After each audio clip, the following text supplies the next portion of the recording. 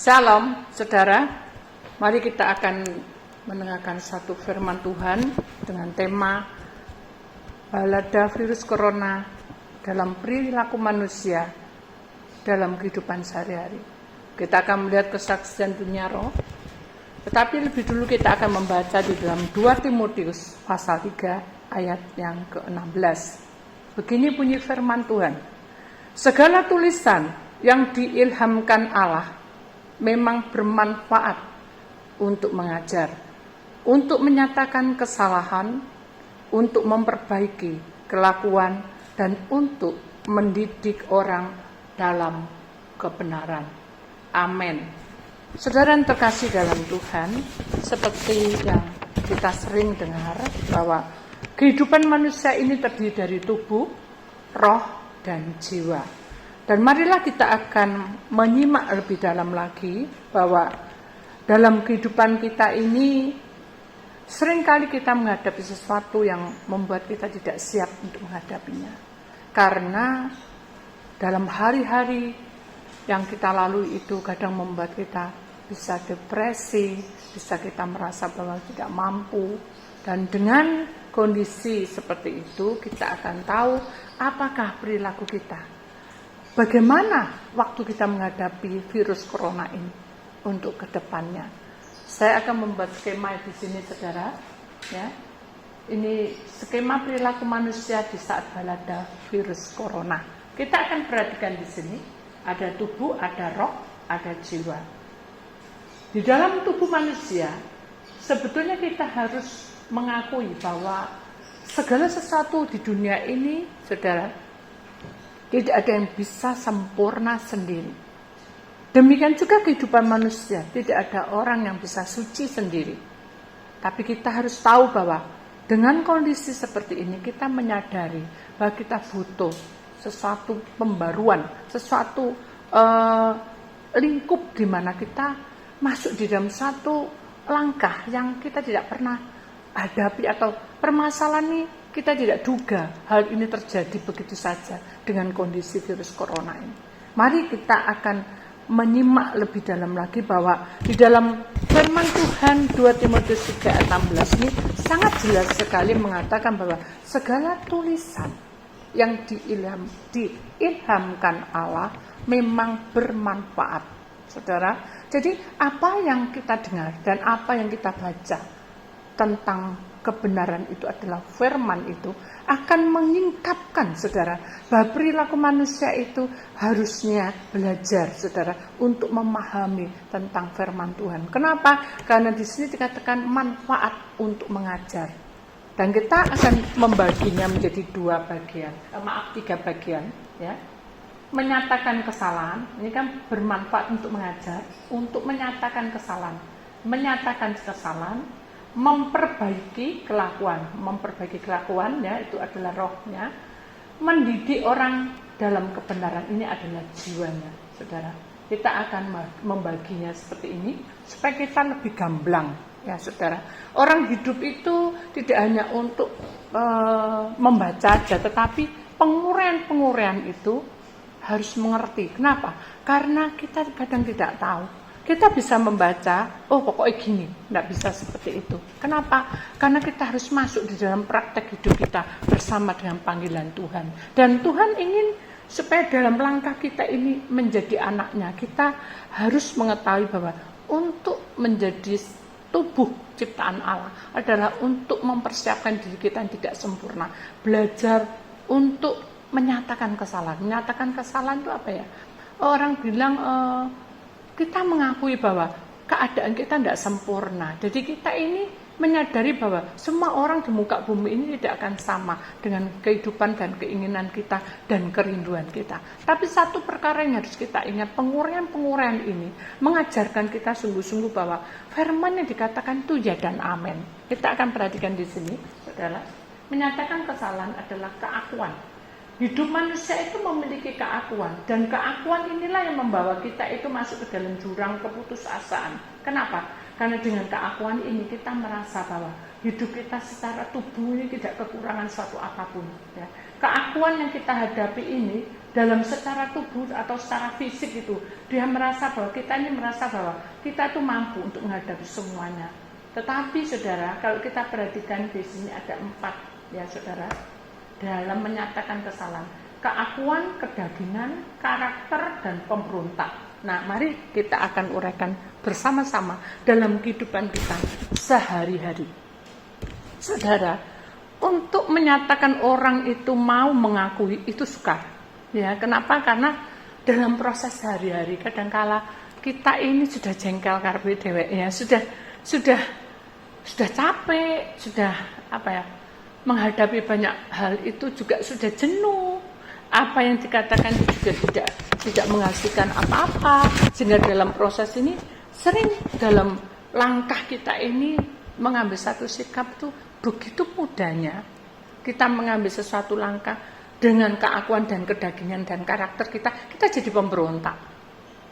Ada satu kesaksian saudara, ada suatu malam pukul 2 lebih lah, ada seorang yang tiba-tiba menghubungi saya, dan saya pun seperti Tuhan suruh bawa itu dan dengarkan ya, terima itu dan dengarkan, ambil HP-mu dan terima itu. Tapi sebelum kejadian itu saudara, saya terbangun tadinya. Begitu terbangun saya itu menyembah, berdoa sebentar menyembah ya. Kenapa ya Tuhan? Saya sudah berdoa, sudah membaca firman, semua sudah saya lakukan secara logika, secara keakuan saya sudah benar gitu saudara.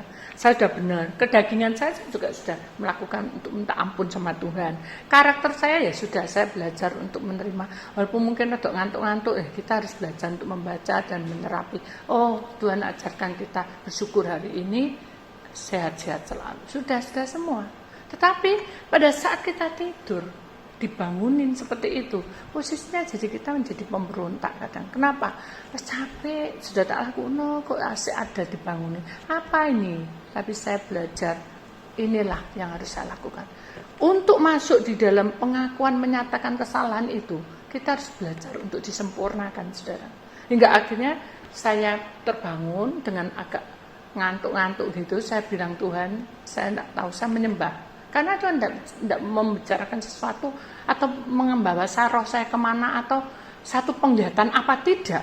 Tapi pada waktu itu saya benar-benar saya berdoa menyembah. Dalam menyembah itu begitu singkat, kemudian malaikat Tuhan berkata sudah berhenti. Nah saat itu saya berhenti, amin. Terus telepon itu berdering. Nah akhirnya saya ambil itu. Nah seperti ada satu pindaan, ambil itu. Akhirnya saya ambil dan saya terima, karena itu nomor tidak saya kenal ya. Begitu saya terima saudara, dia berkata saya ini istrinya ya, dan saya itu sekarang ketakutan. Nah, kenapa? Karena suaminya pembuluh darahnya pecah ya.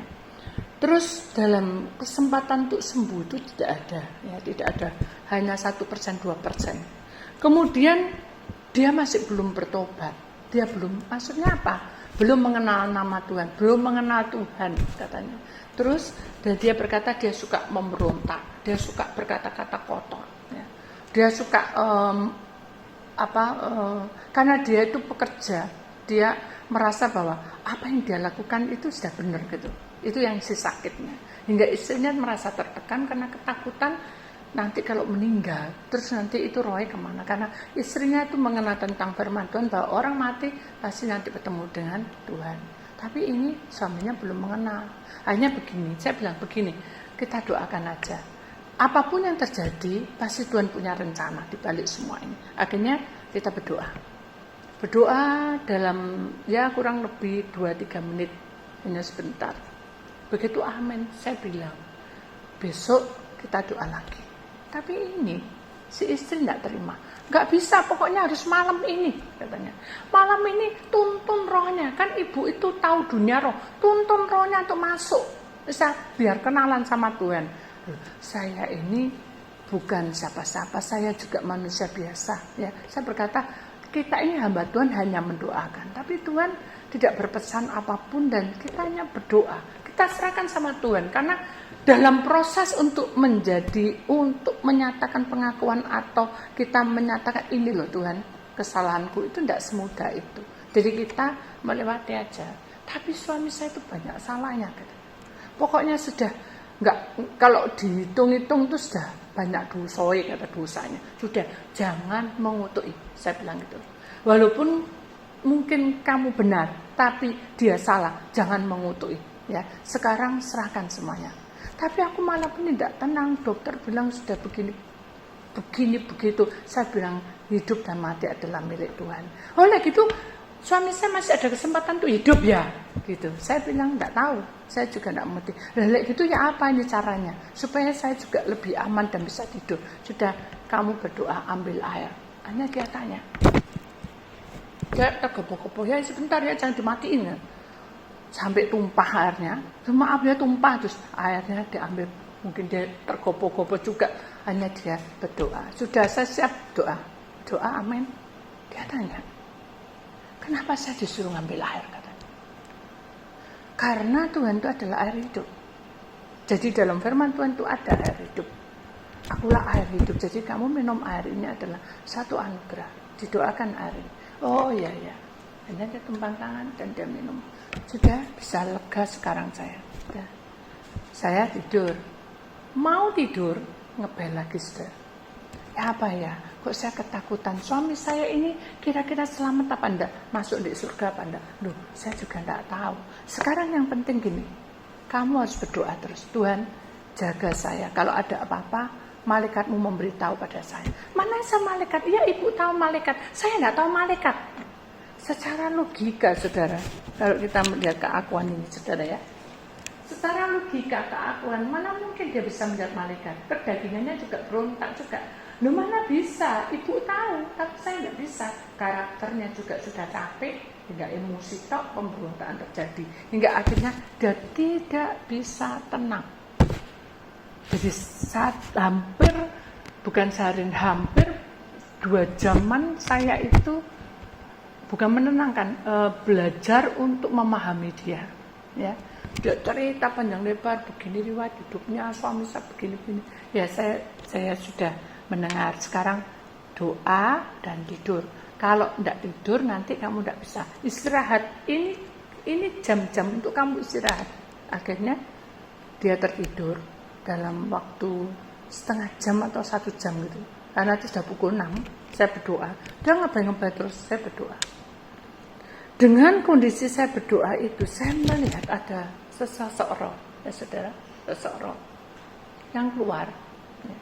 Saya juga tidak tahu keluar itu ada satu tempat, dan tempat itu penuh dengan kaca.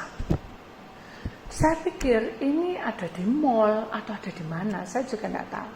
Dan orang itu terus berjalan, ya.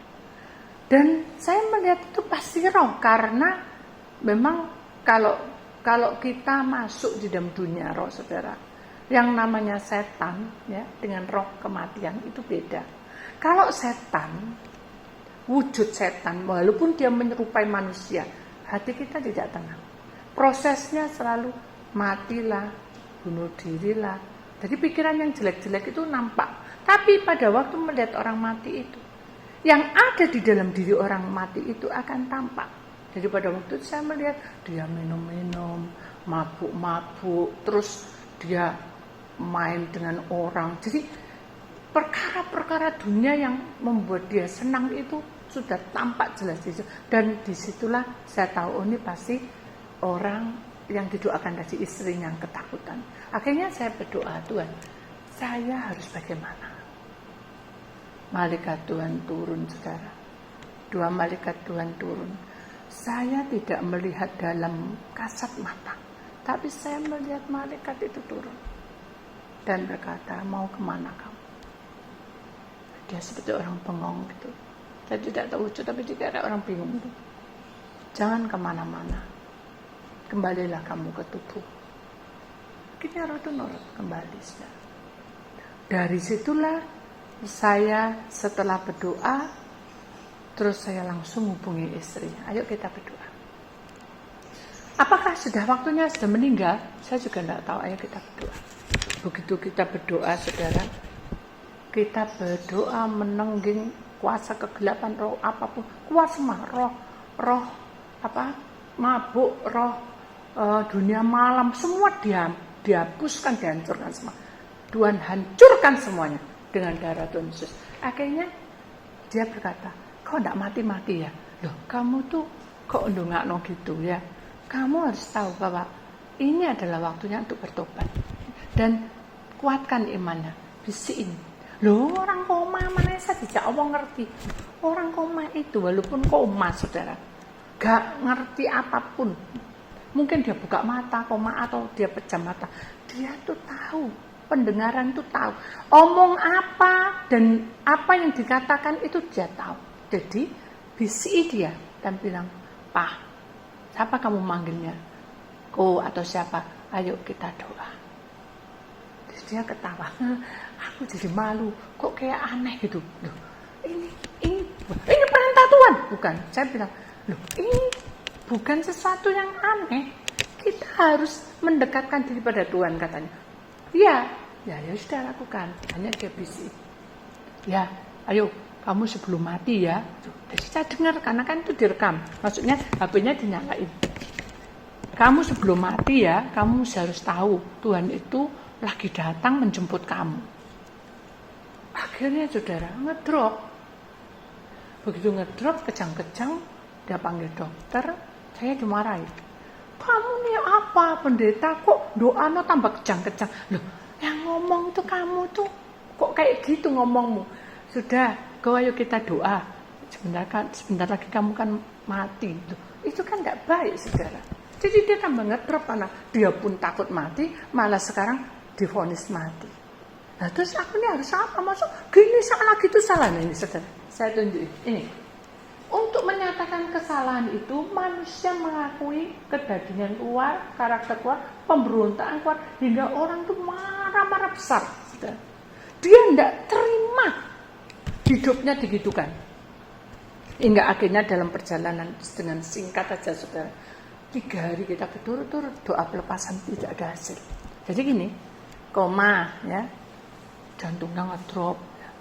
Terus dah sembuh lagi, pulih, bukan sembuh, ngedrop lagi, pulih, ngedrop pulih. Akhirnya saya tanya sama Tuhan, maksud kita menyembah, berdoa, kita doa. Tuhan bilang tidak bisa, karena di dalam punggung orang itu ada sesuatu. Loh, apa ya? Akhirnya kita bilang, apakah kamu tahu kalau Sihodomaisiga, katanya Tuhan, di dalam punggung suamimu itu ada sesuatu. Kita berdoa dan akhirnya keluar, saudara. Bentuknya tuh seperti paku usuk yang panjang. Keluar. Begitu keluar, saudara, mukanya terang. Tubuhnya tadi kan kaku. Itu lemas, itu katanya kayak orang tidur. Tidak lama kemudian meninggal. Jadi ingat, saudara, bahwa tubuh yang untuk mengakui kesalahan itu harus belajar untuk menerima kenyataan hidup ini. Kemudian kita melihat skema yang kedua, saudara. Roh untuk memperbaiki kelakuan. Roh kita itu penurut, saudara. Tapi kita harus ingat ada 2 langkah. Merasa benar, walau kita benar. Tetapi mau memaafkan sebab mereka jahat. Jadi kalau roh itu penurut, kita itu benar, jangan kita itu tidak memaafkan. Harusnya kita memaafkan. Sebab apa? Walaupun mereka jahat, kita butuh untuk mendoakan dia. Ya, ini PR kita. Kalau kita masuk di dalam 2 Timotius 3 ayat 16. Lalu yang kedua, harus waspada, jangan sembrono, sebab iblis bisa menyerupai malaikat atau Tuhan. Nah, ini yang berbahaya. 2 langkah ini adalah dunia roh semua, saudara. Kenapa? Karena dalam proses kehidupan kita sebagai orang-orang pilihan Allah, kita tahu bahwa kita untuk belajar, untuk mengampuni itu tidak semudah apa yang kita terima. Kenapa? Karena di dalam proses ini, kita seringkali menghadapi masalah itu bertubi-tubi. Persoalannya demi persoalan dilakukan, tapi kadang-kala kita merasa tidak mampu. Kenapa? Karena kita tidak mau memaafkan dan mengampuni orang itu. Contoh, ada satu kesaksian, saudara. Satu ketika Dia ini adalah anak ngambil ya saudara ya. Hidupnya itu awalnya senang ya, dari kecil ya, besar awalnya senang. Terus remaja dia mulai ada satu pemberontakan dalam hidupnya. Pemberontakan di dalam hidupnya itu adalah sesuatu yang membuat kekacauan dalam hidupnya, di mana semuanya dihabiskan, uang tabungan habis ya. Terus apa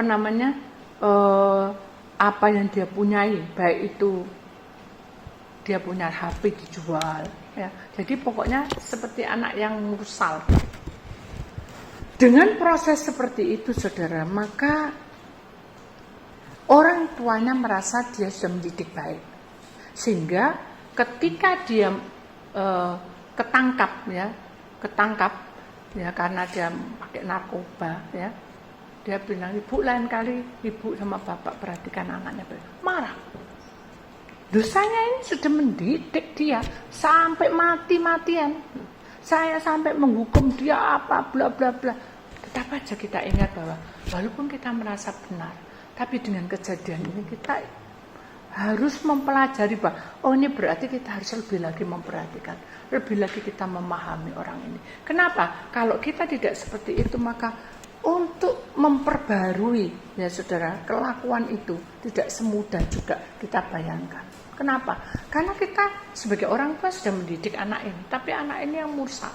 Terus kita ada sesuatu yang mungkin kita diberi nasihat, kita jadi amarah. Atau mungkin juga pada waktu kita tidak sengaja ke suatu tempat, mudah tersinggung sudah. Padahal dia tidak ngolok anaknya, dia marahi anaknya sendiri. Tersinggung, itu pernah terjadi. Nah akhirnya terjadilah pertengkaran hebat. Sampai suami sama istri, papa mamanya ini mau cerai. Karena ketakutan, saudara, anak ini sudah mulai mursal, tidak karuan, jadi sudah fly gitu saudara. Maka dalam bentuk memperbarui kelakuan anak ini sudah tidak ada harapan ya, sudah tidak ada harapan, harus masuk ke rehabilitas. Hanya si suami itu ya, berkata sama saya, dia bilang, ini apa tindakan saya, apakah dengan kejadian saya ini cerai seperti ini, apakah anak saya sadar? Oh enggak, apa yang sudah disatukan Tuhan tidak boleh bercerai. Jadi harus berdoa, karena satu dengan dua orang itu beda. Tapi dia berkata begini, saya dulu loh belum pernah diberkati. Terus ya cuma hanya pesta. Maukah ibu memberkati? Saya bilang, berdoa dulu, minta pimpinan Tuhan. Kalau ini kehendak Tuhan, pasti ada jalan keluarnya. Akhirnya sungguh saudara, begitu dijalankan dalam perjalanan hidupnya, semua perilakunya saudara untuk masuk dalam satu janji Allah yang indah itu saudara, dia mulai memaafkan, mulai masuk dalam memperbaiki kelakuan mereka masing-masing saudara. Anaknya itu pulang ya saudara, dari satu rehabilitas, mereka melihat orang tua rukun, mereka bahagia hingga hidupnya rukun. Nah jadi kita perhatikan bahwa roh memperbaiki kelakuan itu adalah roh yang penurut yang akan membimbing kita menuju kebenaran. Kemudian jiwa, mendidik orang dalam kebenaran. Ya, dididik belajar untuk menerima, dididik untuk selalu berusaha menuju masa depan, dididik mentaati perintah Tuhan. Jadi 3 langkah ini adalah sesuatu yang sangat berharga, di mana kita harus menerima kenyataan hidup ini. Kemudian kita harus belajar untuk menuju masa depan. Jangan kita hanya menerima tok, tapi harus menuju ke masa depan. Kemudian mentaati perintah Tuhan, sehingga hukum Tuhan 2 Timotius 3:16 ini akan menjadi perilaku yang benar. Kita akan perhatikan gambar yang di sebelah ini saudara. Kita lihat yang nomor 1 dulu, karena ada jam waktu di sini ya. Jam waktu ini saudara, ini semua orang memiliki jam waktu ya. Baik itu umur, pekerjaan, dan orang bilang itu orang dunia nasib, tetapi dalam Tuhan tidak ada nasib, karena jam kehidupan ini ditentukan oleh perilaku kita bersama dengan Tuhan. Dengan balada virus corona seperti ini, kita harus tahu jam waktu kita bersama dengan Tuhan. Kemudian nomor 2, gambar yang kedua, saudara, kita akan perhatikan firman Tuhan ayatnya, 2 Timotius 3:16, segala tulisan yang diilhamkan Allah memang bermanfaat untuk mengajar, untuk menyatakan kesalahan, untuk memperbaiki kelakuan, dan untuk mendidik orang dalam kebenaran. Nah, ini adalah tangan-tangan saudara, diumpamakan tentang kehidupan manusia. Kalau tanpa ada pimpinan Tuhan, maka tangan-tangan ini tidak akan tergapai, atau kuasa Tuhan tidak akan bisa masuk, sehingga iblis akan menjangkau kita. Ya, di belakang ini ada kuasa kegelapan. Kemudian kita lihat yang terakhir, saudara, kita akan perhatikan gambarnya, di mana Tuhan memberikan kuasa. Orang yang selalu menuruti firman Tuhan, maka Tuhan akan memberkati kita. Kenapa? Karena kita menuju ke masa depan. Sinar ini dianggap adalah masa depan kita yang penuh dengan pengharapan. Segala sesuatu yang diberikan kepada kita adalah sesuatu yang ajaib dan begitu luar biasa. Saudara, firman Tuhan mengajarkan kita bahwa kesaksian hidup itu penting. Karakter hidup kita sehari-hari itu penting. Untuk semakin hari, semakin kita itu mengenal akan firman-Nya. Dan Tuhan akan membuka pintu berkat-Nya bagi kita. Kenapa? Karena tubuh, roh, jiwa kita sudah mengikuti ajaran atau didikan Allah bersama dengan kita. Itulah firman Tuhan, saudara. Biarlah kita mengingat bahwa janji Tuhan itu ya dan amin.